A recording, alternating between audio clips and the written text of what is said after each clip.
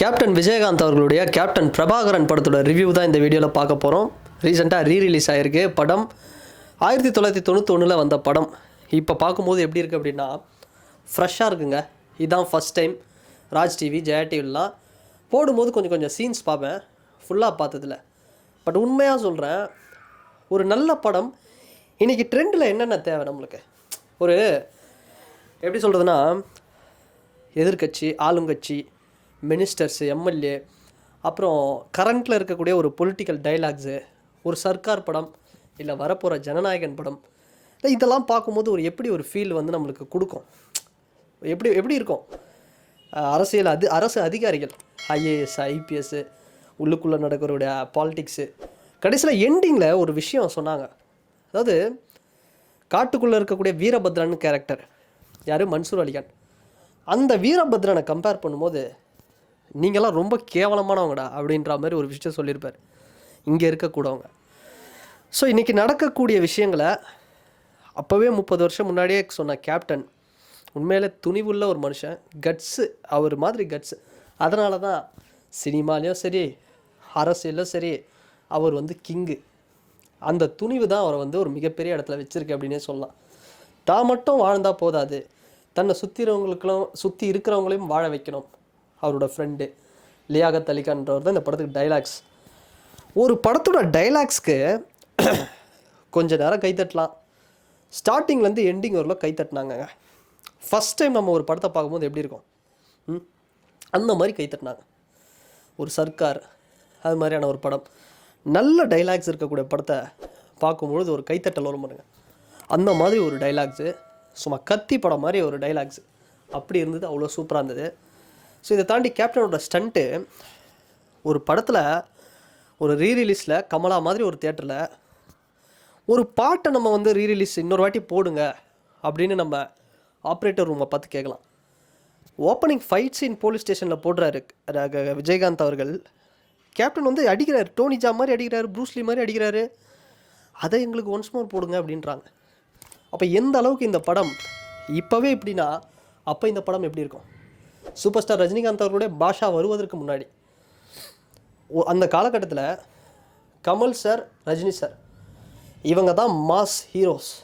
அவங்களுக்கு அடுத்தபடியாக ஒருத்தர், எனக்கும் ஒரு மாஸான ஒரு சாம்ராஜ்யம் இருக்குடா அப்படின்னு ஏற்படுத்தினவர் தான் கேப்டன். அதே மாதிரி அரசியல் களத்திலையும் கலைஞர் கருணாநிதி ஐயா அவர்கள், ஜெயலலிதா அம்மா, இவங்க 2 பேருமே ப்ரைம் டைமில் இருக்கும் பொழுதே அரசியல் களத்தில் வந்தவர். ஆனால் இன்றைக்கி இருக்கக்கூடிய கமல் சார் மெயினாக நம்ம எடுத்துக்கணும், ஓகேவா. கமல் சார் வந்து சீமான் சாரையும் ஏன் எடுத்துக்கணும்னா, அவங்கள நான் கேவலப்படுத்தலை. வந்து ஒரு எம்எல்ஏ சீட் கூட வின் பண்ணலை. ஏன்னா இந்த டிஎம்கே ஏடிஎம்கே தாண்டி மக்கள் ஒரு எம்எல்ஏ சீட் ஜெயிக்க வைக்க கூட ஓட்டு போடலை. ஆனால் கேப்டன் வந்த 2006 எலெக்ஷனில் 2 எம்எல்ஏ சீட்டு தேமுதிக ஒரு தனிப்பெரும் கட்சியாக வந்தவுடனே வின் பண்ணார். இது தாங்க கேப்டன். நிறைய பேசலாங்க அந்த மனுஷனை. கண்டிப்பாக நான் இப்போ படத்துக்குள்ளே வரேன்.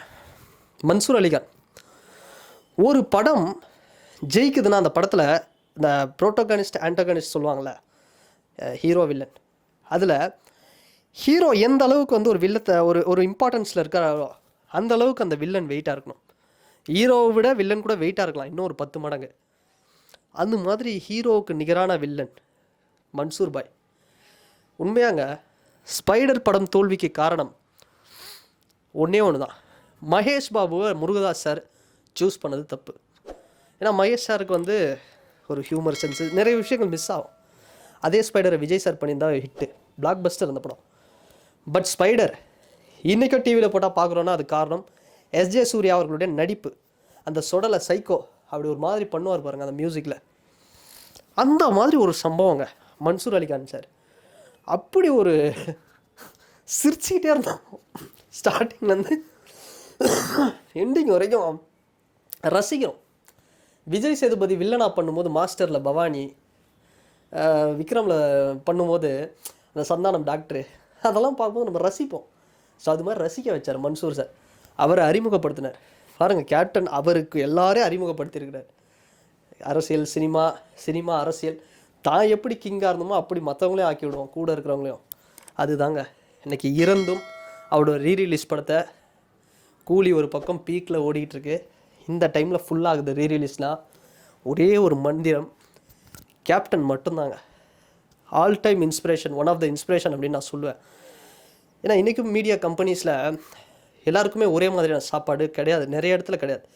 70% 80% கிடையாதுன்னு வச்சுக்கிங்களேன்.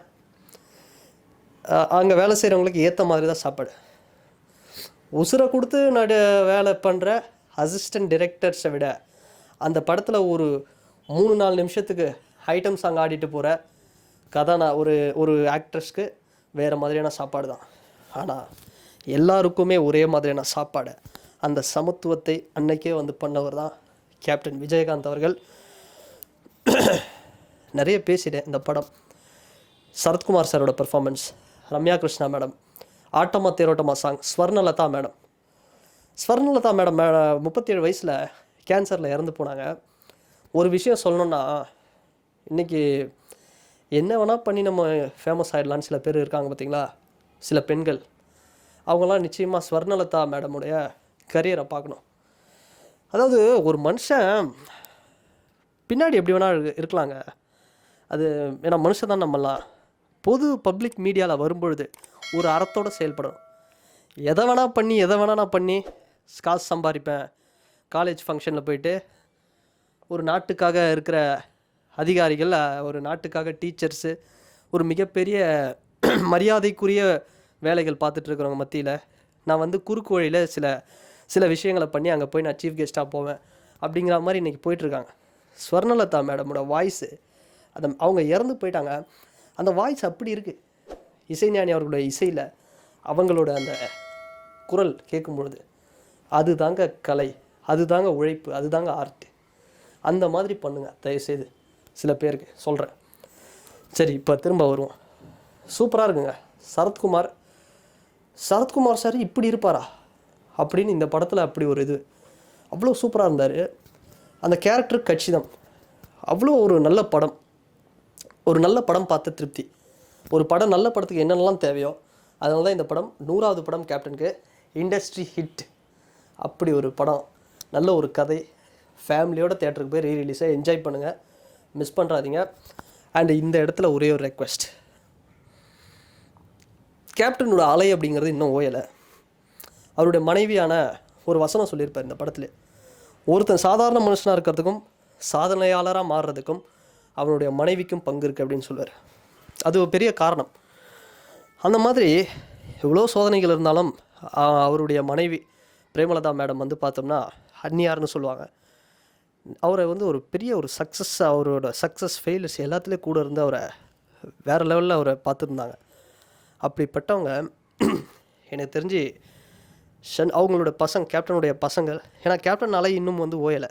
சண்முக பாண்டியன் அண்ணன், அப்புறம் விஜயபிரபாகரன் அண்ணனுக்குலாம் வயசு 34 தான். ஸோ யங்கஸ்ட் எம்பியாக இருந்திருப்பார். இந்த லோக்சபா எலெக்ஷனில் மார்ஜினில் கிட்ட தோத்தார். ஸோ அப்படிப்பட்டவங்களை ஒரு மிகப்பெரிய இடத்துல வச்சு பார்க்கணும் அரசியல் களத்தில்னு ஒரு ஏக்கம் இன்னமும் இருக்குது. கேப்டனை தவற விட்டுட்டோம். மீடியா அப்படி ட்ரோல் பண்ணுறாங்க, மக்கள் அதெல்லாம் பார்த்து ட்ரோல் பண்ணி மீம்ஸ் பண்ணி அவரோட இமேஜே ஒரு மாதிரி. அதுக்கு எல்லாருக்குமே ஒரு காரணம் இருக்குது. அதுக்கு நம்ம அதை சரி செய்யணும்னா, எனக்கு தெரிஞ்சு இது என்னோட ஒப்பீனியன்,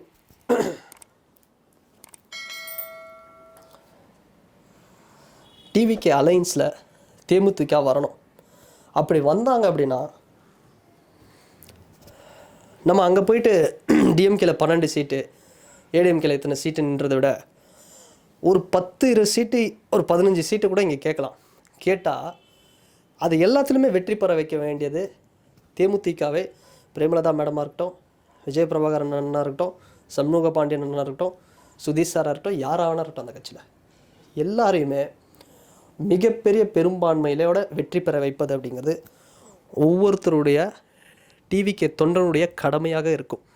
ஏன்னா ரீசெண்ட் மதுரை மாநாட்டில் சொன்னார்ல தளபதி அவர்கள், இந்த மாதிரி என்னுடைய அண்ணன் தான் கேப்டன் விஜய் அப்படின்னு. அதை கண்டிப்பாக டிவிக்கு தொண்டர்களும் செய்வாங்க, விஜய் சாரோட ரசிகர்களும் செய்வாங்க. ஸோ அதை மட்டும் நான் இங்கே சொல்லிக்கிறேன்.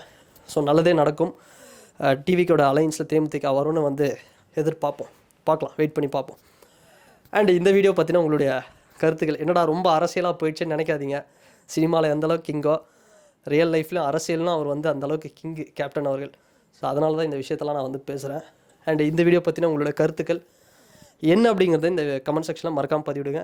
அண்ட் வேறு ஒரு வீடியோவில் வேறு ஒரு கான்டென்ட்டில் நான் உங்களை சந்திக்கிறேன். ஸோ இது வரைக்கும் நம்ம சேனலை சப்ஸ்கிரைப் பண்ணலாம், மறக்காமல் சப்ஸ்கிரைப் பண்ணுங்கள், லைக் பண்ணுங்கள், மறக்காமல் கமெண்ட் பண்ணுங்கள். பாய்.